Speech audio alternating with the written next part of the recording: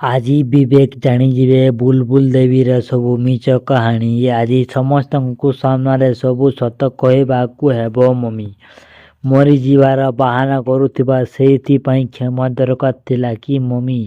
ସେଇ ଜଙ୍ଗଲରେ ନିଆଁ ଲଗାଇ ସୁନିନାକୁ ଦୋଷ ଲଦି ଦେଇଥିଲ, ସେଇଥିପାଇଁ କ'ଣ କ୍ଷମା ଦରକାର ଥିଲା ମମି? କୁହ ମମି, ଆଜି ଯେମିତି ହେଲେ ସବୁ ସତ କଥା କହିବାକୁ ହେବ ମମି, ପରିବାର ସମସ୍ତଙ୍କ ସାମ୍ନାରେ। ବୁଲବୁଲ ଦେବୀ ବୃଦ୍ଧ ଆଶ୍ରମକୁ ଚାଲି ଯାଉଥିବ।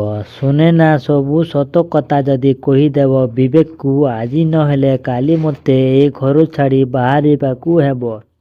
ମୋତେ ଏଇ ଘରରୁ ବାହାର ନ କରିବା ଆଗରୁ ଏ ଘର ଛାଡ଼ି ଚାଲିଗଲେ ମୋତେ ଭଲ ହେବ।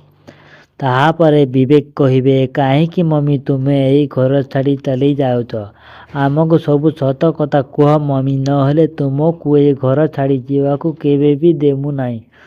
ସୁନୟନା କହିବେ, ଆମକୁ ଛାଡ଼ିକରି ତୁମେ ଚାଲିଯାଅ ନାହିଁ ମମି।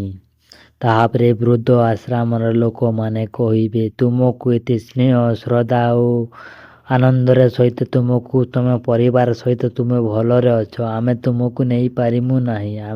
ଆଜିର ରିଭ୍ୟୁଟି ଆପଣମାନଙ୍କୁ କେମିତି ଲାଗିଲା ଆମକୁ ଲାଇକ୍ ସେୟାର କମେଣ୍ଟ କରି ନିହାତି ଜଣାଇବେ। ଆପଣମାନେ କେଉଁ ଜିଲ୍ଲାରେ ଦେଖୁଛନ୍ତି ଆମକୁ କମେଣ୍ଟ କରି ନିହାତି ଜଣାଇବେ। ଏମିତି ଭିଡ଼ିଓ ଦେଖିବା ପାଇଁ ଆମ ଚ୍ୟାନେଲକୁ ଲାଇକ୍ ସେୟାର ଓ ସବସ୍କ୍ରାଇବ୍ କରିବାକୁ ଭୁଲିବେ ନାହିଁ। ଜୟ ଜଗନ୍ନାଥ।